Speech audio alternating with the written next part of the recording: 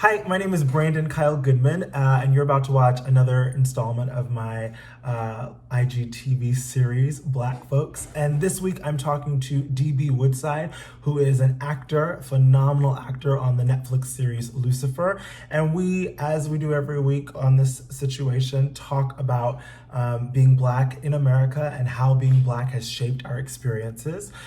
We talk about allyship, we talk about our mothers, and the conversation is, as they always feel, are very healing. And so I hope that you will enjoy.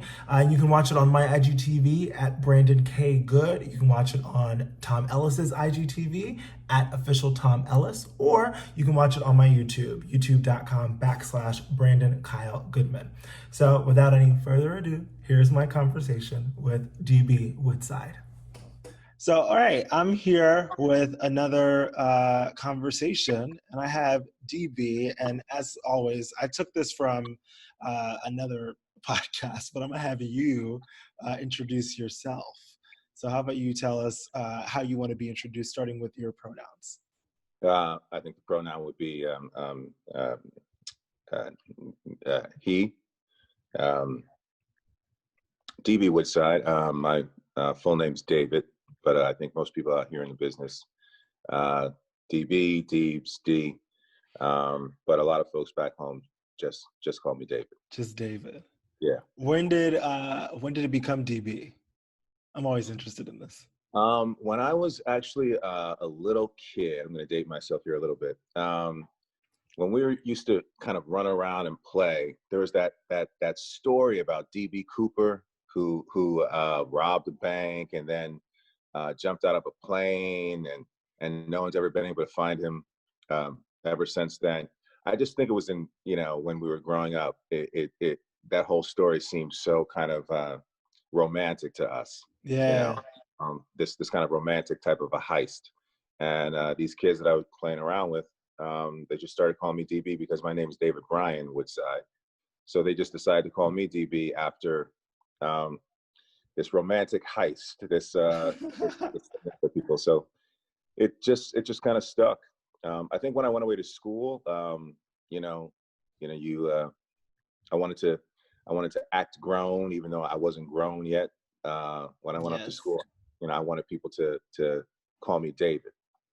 And so from people that I went to college with, I believe that's all they know me as David. And then when I I ended up graduating and then going to the Yale School of Drama. I made a pit stop at the University of Iowa for I think like 1 to 2 years. Yeah. And then I went to Yale and had a childhood friend come up, and right at the beginning of Yale, and someone overheard him calling me DB, and then it came back. There it is. And then I just decided to just kind of keep it. So so I think maybe I'm the reverse. So in college, people called me B, or B Goodman. When he's running called Goodman, so it's B Goodman.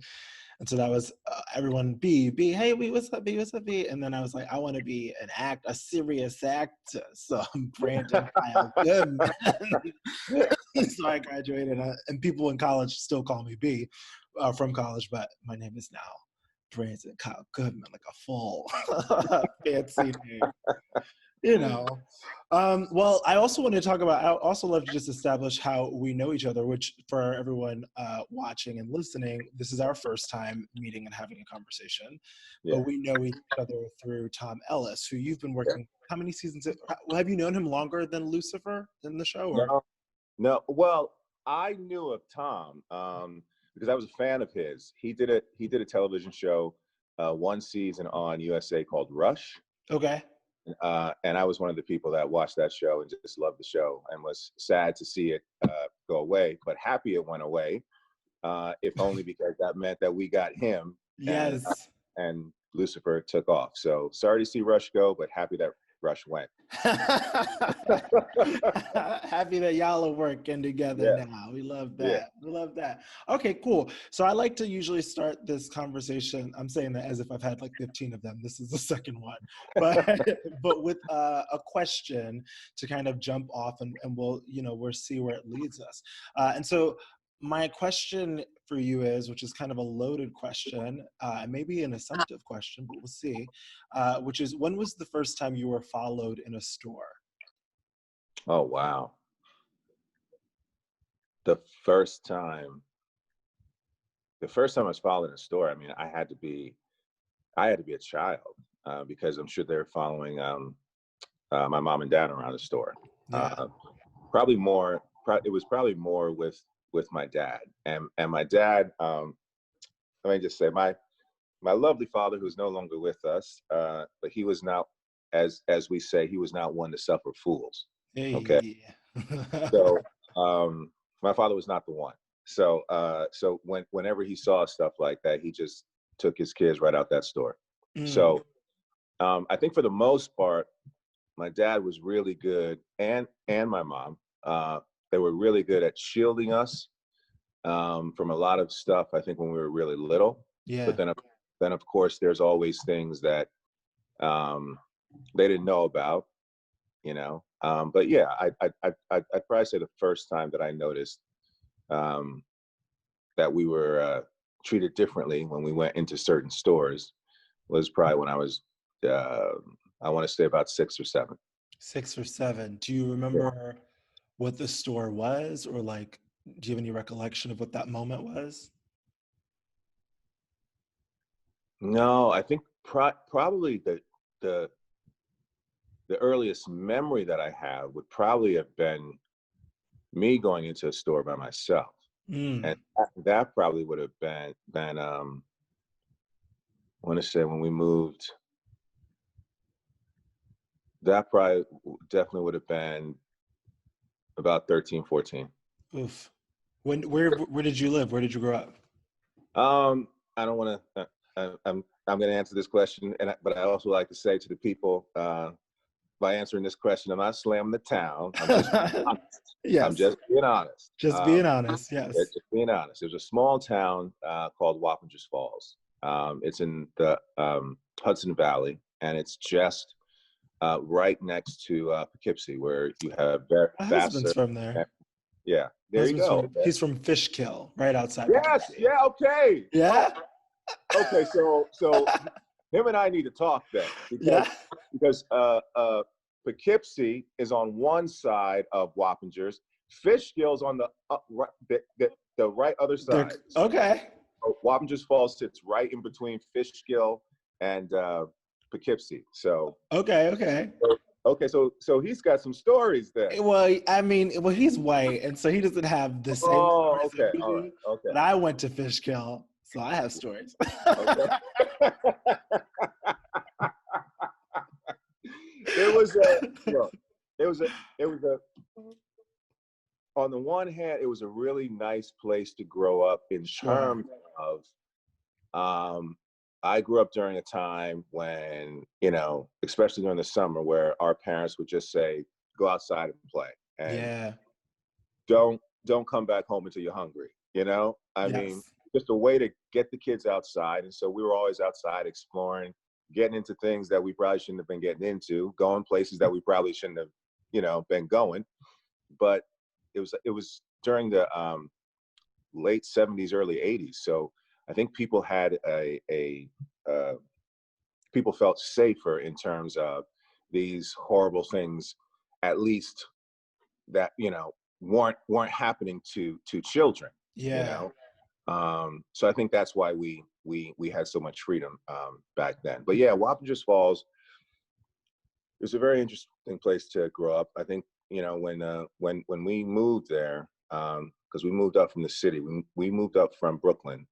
Um, it was really white, really white, Yeah. and uh, uh, redneck white. Yeah. So to be black during that time, growing up in that kind of a town, it was rough. It was rough. Yeah. So I think about the first time that I got followed, or the first time I noticed that I got followed.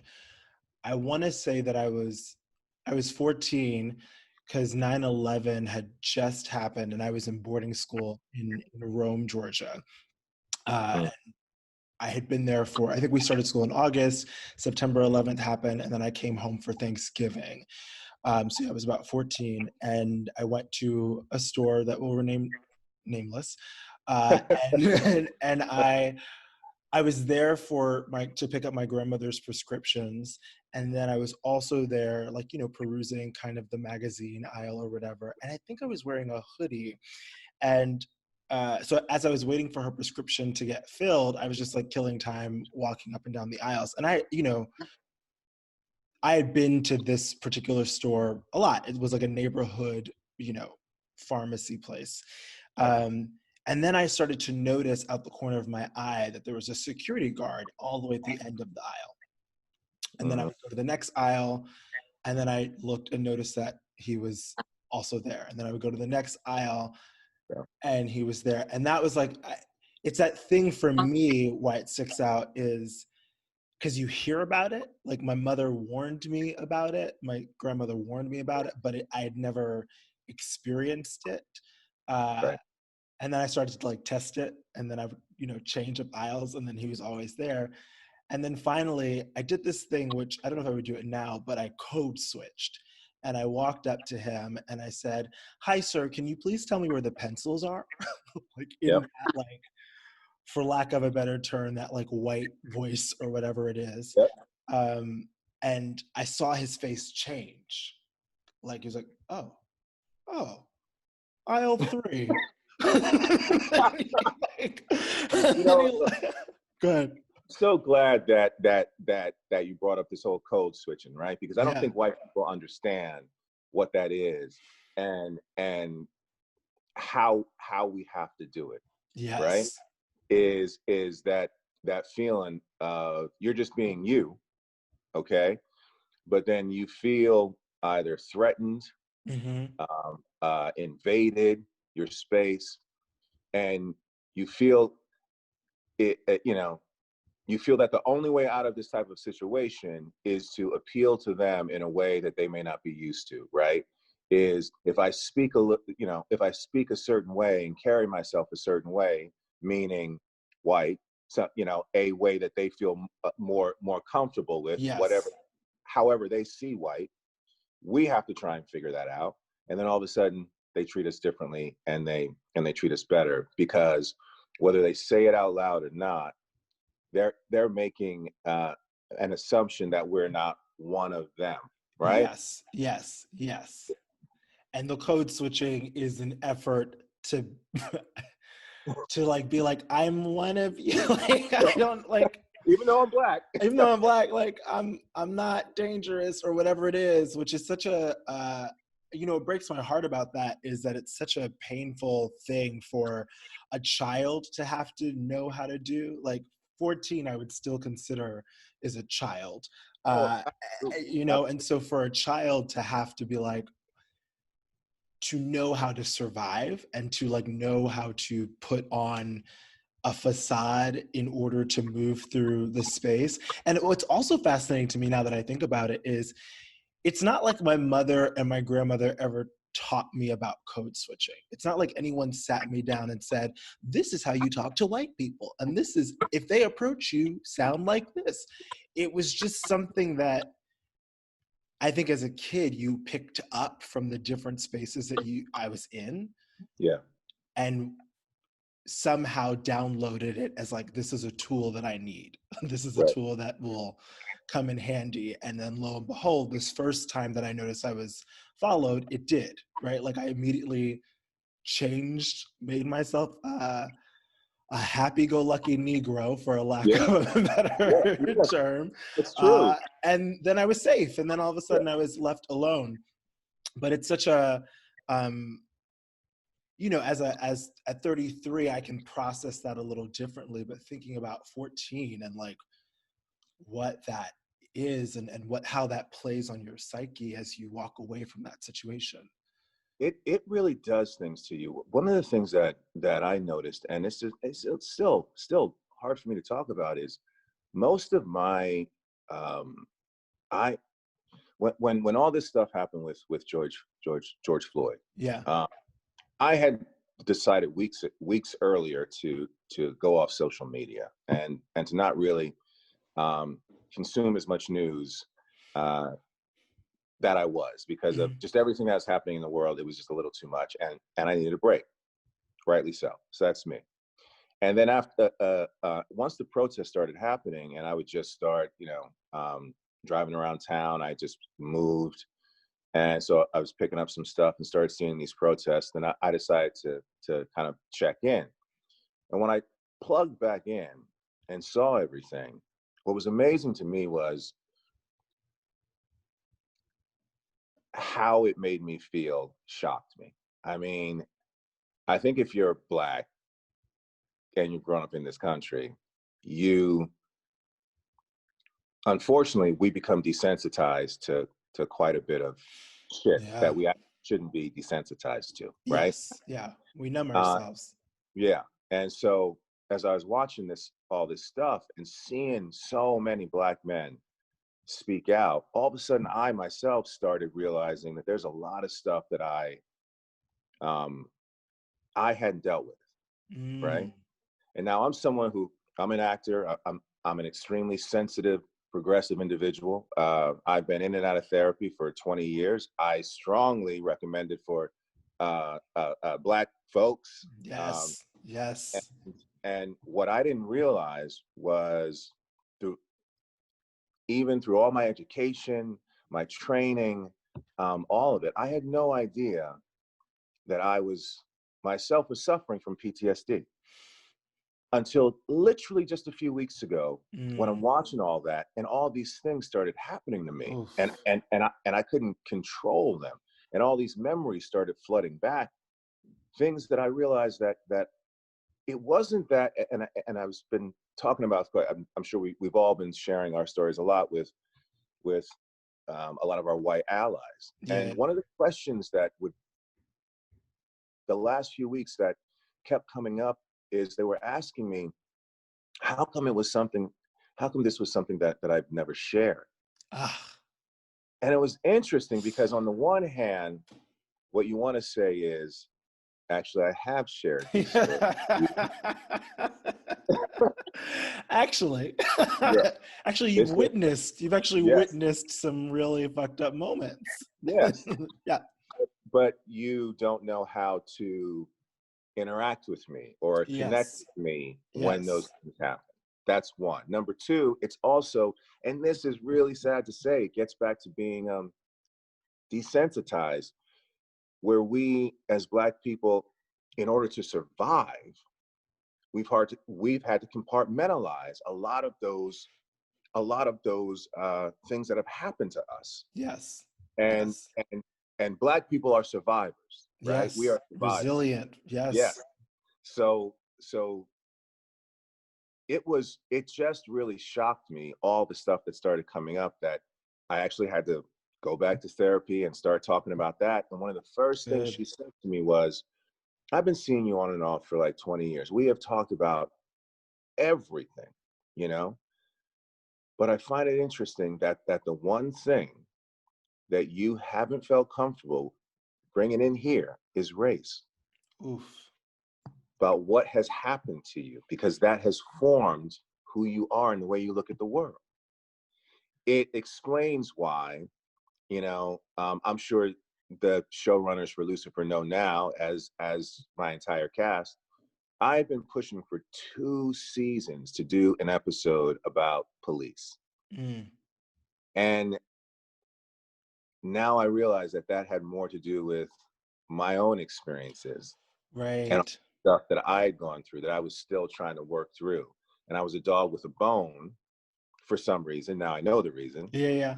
And I wasn't able to really let that go. I was really pushy about it and really felt that we have this incredible platform, and that we need to use that platform for good. We need to use that platform to educate people. Yeah. But that incident, all of the stuff that's been happening, has brought up a whole bunch of stuff for me, which now I'm trying to deal with as an adult. And I imagine part of that is to do with as we said, survival, but there is something about for all of your life being like the sky is blue, the sky is blue, the sky is blue, and white people being like, what are you talking about? It's like a purple, it's like red. What are you talking about? And then finally they're like, oh, the sky is blue. Yeah. And that validation of racism exists, white supremacy is a thing, brutality is a thing, then forces it just unlocks a whole trunk that I think as Black people we've kept securely locked, especially Black people in Hollywood, to move in these really white spaces. We've Yes. kept the rage and the sadness and the disappointment and the fear and the anxiety locked so that we could survive and Amen. do our Amen. job, right? And this like global awakening has unlocked it in a way where that's why I think it's so important for Black people to take care of themselves. And that's why I've said, like, if you want to speak out, speak out. If you want to sit down and be quiet, because there's just so many emotions that have rushed to the surface. All of these memories, all of these microaggressions that are actually, you know, full on racist aggressions Yes. start flooding to the surface, and you're like, this thing and that thing, and you start to realize how often you've been discriminated against, right? Yes. Because we've Yes. made the small moments of being followed in a store normal, Yes. Yes. and so We you're have like, normalized a lot of this racist shit. yes, So it's crazy because then trying to explain it to someone who thought we were cool, and it's like, no, we've never been cool with that shit. But what were we supposed to do? yes, You yes, know, because just when I come in with it, then I don't get the job, or I lose the job, or I'm angry, or I'm hostile, or I'm threatening, or I'm dangerous. And you're not realizing that as my friend or as just somebody I work with, there are ways in your behaving that weaponize and that are violent towards me. And I right, don't have a voice because no one is listening to me right. because I'm Black. And now people are listening. And so it's like, wait, DB, wait, what? You experience racism? What are you talking about? You're like, oh my, Right. Yeah. I got to go And back it's to therapy. I got to talk yeah, to my therapist. yes. And I mean, Hollywood, racism in Hollywood is a special kind of racism, right? Yeah. Because out here, what we have are for the most part, we have white allies, and we have Hmm. good white allies. The problem with some of those white allies is they don't realize that they are also part of the problem. And I Yes. don't mean that, and in a way that you are responsible for the enslavement of my people. I'm like, calm down, relax. What I'm trying to say to you is that you have privileges Yes. that you are not aware of that I do Yes. not have. Yes. So it's what I've found in this city is they do this with a lot of Black and brown people, which is we're always supposed to be eternally grateful. Oof. And the thing that gets me Oof. is, and you see a lot of this happening right now, right? Hmm. It's like a lot of these white allies want pats on the back. They want a attaboy. They want They a want a hand. cookie. They want you to bake them Yeah. a cake and be like, thank you. And I'm like, hey, listen, I'm actually not going to give you a pat on the back for doing what you should have been doing, Yes. because you should have been doing it. Yes. Okay. So I'm not going to show you all of this overwhelming gratitude and bow down and tell you how much I appreciate you for doing what you should have Should have done. been doing. Yes. And it's like it's this thing about what my dad used to always say. My dad had a lot of good ones, but it would be, we had chores. Okay, my chore was to wash the dishes that night. I got done washing the dishes, and now I want my mom and dad to say, "Hey, that's a fantastic," and give me a pat on the back. That's my chore. Yeah. Okay, like, you don't pat someone on the back for doing what they're supposed to do. You pat someone on the back for going above and beyond. Right. It's not even just your chore, it's your responsibility, right? Like what they were teaching Yeah. you was responsibility. Right. And I keep saying, especially with this global awakening, for any white person or a non-Black person to go back to business as usual is irresponsible, right? You're Yeah. not going to get a pat on the back for doing what you are responsible for doing, which is Yes. being a person who cares about the lives of other people, even if they don't look like you, being somebody who uses their privilege to support somebody else's success and not right, not just survival, but their success. That's the Yes. other piece that I like in Hollywood. It's like this eternally grateful for like, you're the diverse hire, you should feel so great for like these crumbs that we're throwing you. It's like, no, you just threw me into the deep end of a pool and like I'm hoping that I swim, and if I Yeah. don't swim, you're going to use that as an excuse as to why we shouldn't hire Black people. And if I do swim, I now become, see, we have diversity, look, he swam, Yes. that's it. And it's like, that doesn't work. There needs to be more of us and more shepherding and more mentoring and more empowering, as Yeah. opposed to be grateful that you're on this set.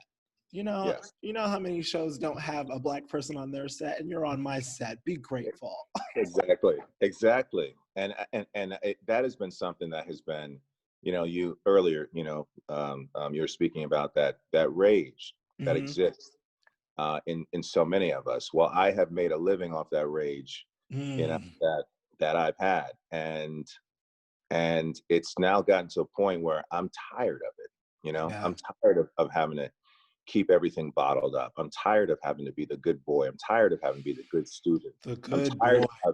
of having to be the one that always does everything, the way that you want it done, and then you go and you reward people who don't.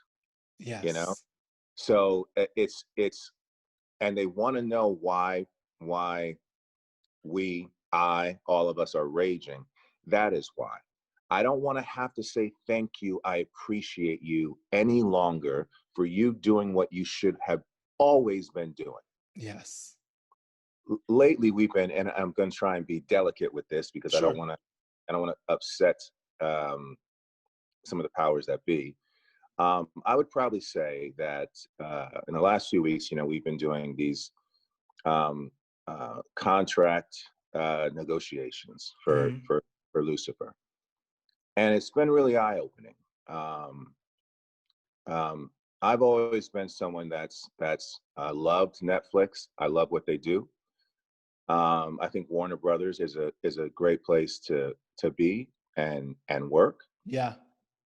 But I do feel when you take a look at the way in which um, they talk with white people about their contracts, who are asking to be paid for their experience and their talent.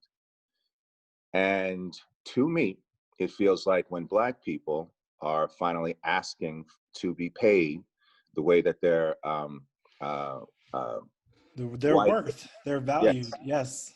that that's when things don't seem to be equal. Hmm.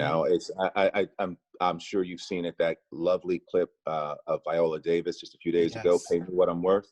Yes.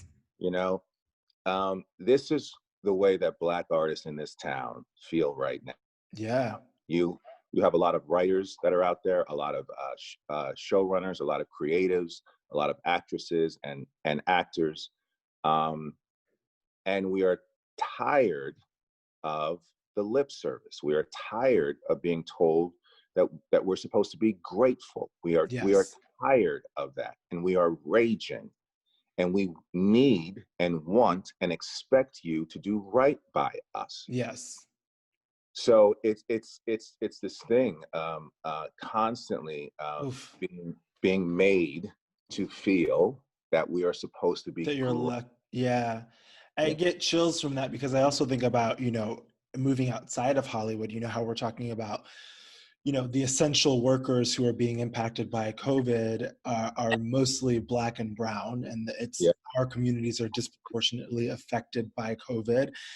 And I would argue that a lot of those jobs are not paying living wages. And so like we're talking about this at kind of the Hollywood level, but it is something that you're seeing in every facet of our society where people of absolutely. color are just not being paid their value and their worth for what they're doing, and they're not being amplified. They're not seeing promotions.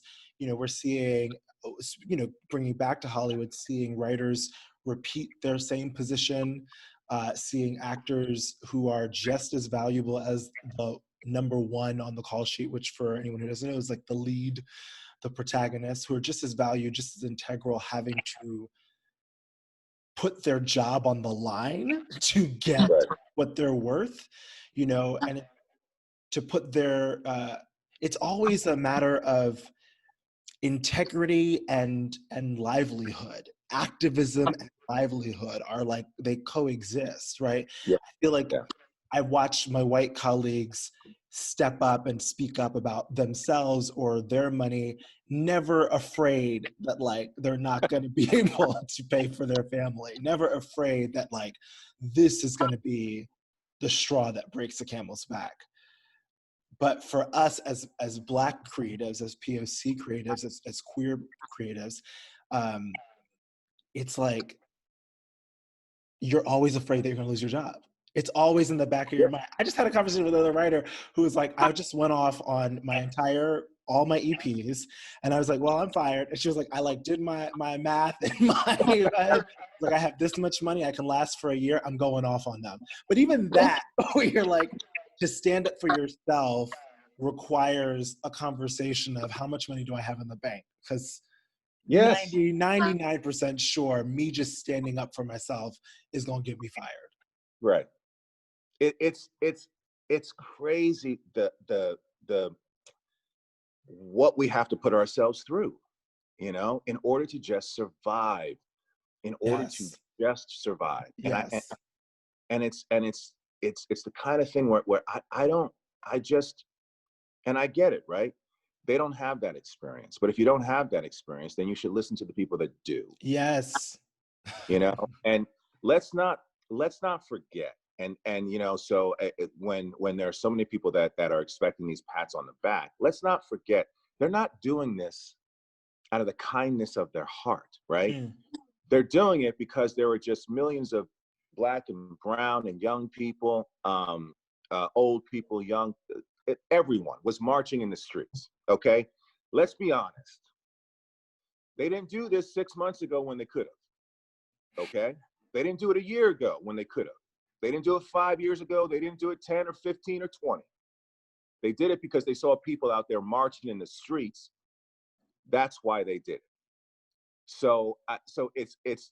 I think a lot of these people need to take a step back and realize you are doing the right thing. Do not expect me to kiss your behind No, for it. no. Just do the right thing because it's the right thing. That's the takeaway to me, for sure. For sure. You bring up something that is so, I think, important. I've been talking about, reactive change versus systemic change. And the reactive change that I think we've been seeing is, the hiring of that one Black person now, or, putting Black Lives Matter in the store, or I don't know how many emails you've received from corporations that are like, we support Black lives, right? Oh my God. It's just like, I'm so glad that my retail store supports Black lives. Thank you. But also, like, how many Black products are you now selling? How many, Right. how many Black leaders are you hiring on your team, and what systems are you creating that are long lasting? Yeah. As opposed to these like, look, we care, because that look, we care is one, for that pat on the back, and two, it just feels like you could have done this 6 months ago. You're doing it Yes. now because you know that there's a movement and there's money to be lost if you don't jump on. And so Yeah. I feel like I'm like holding people to a different standard, that above and beyond. Like, I don't care about your statement. What I care about is like Yes. the new system That's your PR team crafted so exceptionally. that y'all spent days and days and days figuring Yep. out how to say. I don't care. Thank you so much. I appreciate that. What I care about are where are you investing your money now? How are you what culture and what systems are you setting up on your network, in your business, in your neighborhood, that protects us, that amplifies us, that elevates us, not just for this moment, because it's so easy for it to be like, well, the summer, Black Lives Matter for the summer. But like, no, we're talking about like for the rest of life, for the rest of existence on this planet, how are we making sure that Black Lives Matter and that we don't repeat the last 401 years? And those are the conversations that I'm interested in white people and non-Black people and people in power having. Yeah. Yeah. And that also means, you know, and I think that this is something that white people have to hear, understand, and be okay with. It also means, as you help us, there are going to be fewer easy opportunities for you.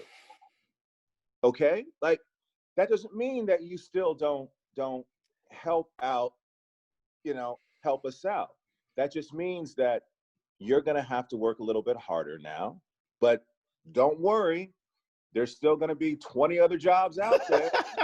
Okay? Like that's the thing also. It's like there's this feeling when I see some people helping that it was driving me crazy about 2 years ago when we were going through, you know how Hollywood likes to do the year of the woman from time to time, and Hollywood likes to do like the year of Black people from time to time, as to like kind of signal that we're changing. We're changing. And then they go back to doing the same shit. Absolutely. Anyway, Oscar so wait has like been the hashtag for the last how many years? It's like, yes, fine.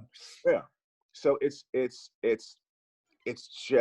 just ridiculous. I lost train of my thought. Like I know where you were. It's that particle of I'm gonna lose something.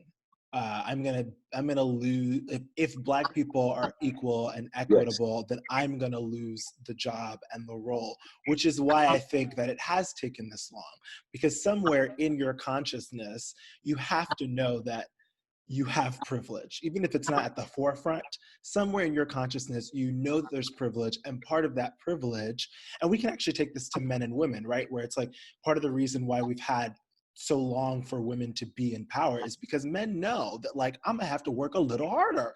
Yes. Like, if I'm gonna give women a chance, women are incredible. Yes, they are. Like, they As a are. matter of fact, if you were, people really want to know how I feel like we need to hand everything over to women, because just to be honest, I'm here for that. We fucked it up. Yes. We have fucked it up. It just I don't know what is so difficult about going, hey, here you go. We're going to take some steps back and we're going to watch you guys work. I'm going to sit down. You are handling it. You are amazing at this. I know we were raised by strong Black women. Like, yes, we were. So they could run the world. Exactly. Every single person out there who has a Black mother knows that Black women can run shit. Run everything. Run everything. So it's like, I would be happy. But it's like, then men have to kind of understand, and this is also Black men as well, but like men have to understand that, like, oh, if I give a woman privilege the same that I have, then I actually have to work a little harder, because I might not get that gig. And this is the same thing that's happening with white and Black, where it's like, oh, if it were equal and equitable, some of y'all might not get that job. Exactly. But that is also how we improve our society. Absolutely. Right? That's how we improve. So if I'm giving someone an opportunity, and then all of a sudden I start seeing all their new ideas, and then I'm learning from them. I'm learning. Yes. And then I can take a step back and go, wow, this person has so much to teach me. Yes. Let me take some steps back and learn and get better at my craft, get better at what I'm doing. That's what we're supposed to be doing, improving each other and challenging each other to improve. Yes, because it's not about the power ultimately. It's not about like, I created this and I get all the credit for it. It's like, I want this to be the best thing. Whatever this is that we're creating, I want it to be the best, and I want it to work for everyone to an extent, or for as many types of people as I can. And in order for that to happen, the room can't be all white, right? No. And I shouldn't want to be in that space where it's like, it's all white. I want to expose myself to other cultures. I was saying to somebody, there's something where, I'm going to try and say this in a way that makes sense, because I was drinking when I talked about it with the person. So I'm bringing my rosé thoughts to the forefront.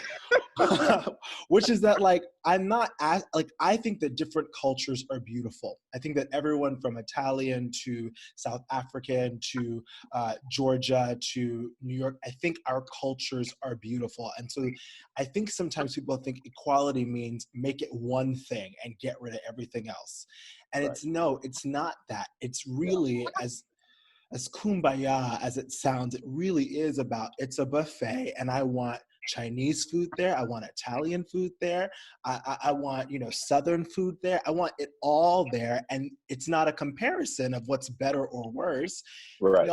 There's a spot for all of it. And how incredible does my, like, my curry chicken from Trinidad get to be now that I've also tasted that Italian pasta or that French Yes. duck?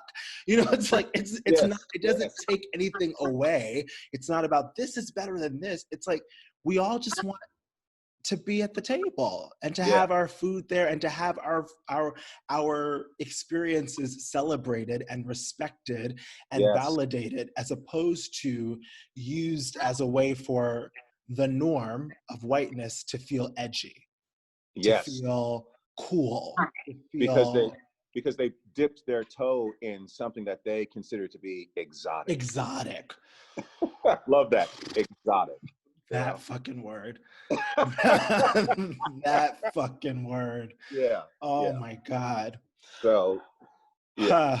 Well, okay. Well, I think we've talked about a lot, and that exotic, I could, like, do a whole hour with you on. Yes. So I'm Absolutely. going to ask you a final question instead, Okay. which is, what do you think your father would say about what's happening right now? And what would he say about or what would he say to you about how to handle this moment? So those are two questions. What do you think your father thinks about what's happening now? And what do you think your father would say to you, or what advice do you think he would give you about handling this? I think I'm pretty sure that my father would take a look at everything that's been going on. And uh, my dad was incredible. My dad, when he was younger, um, followed Malcolm X. Mm, Uh, he was a very, very, very strong, intelligent, powerful Black man. I miss him yes. every day. He would see what was going on in the streets and say that it's about time, that Mm, you can't basically keep your foot on the neck of people forever. yeah. You eventually, those people are going to rise up, and it's another reason why we really need to kind of make these changes. Right now, Black people are just asking to stop killing us. Right? It's the Basics, the most basics. just stop killing us. Hmm. I think it's nice. All these other people are now trying to do certain things, but we didn't ask for all those things. What we asked and what we continue to ask for is to stop killing us. Yes. It's a very specific ask. You know? Yes. So I think he would see all of that and feel like there's some real change happening. As far as what he would say to me, my father was great. Where he would, we had a very uh, explosive relationship.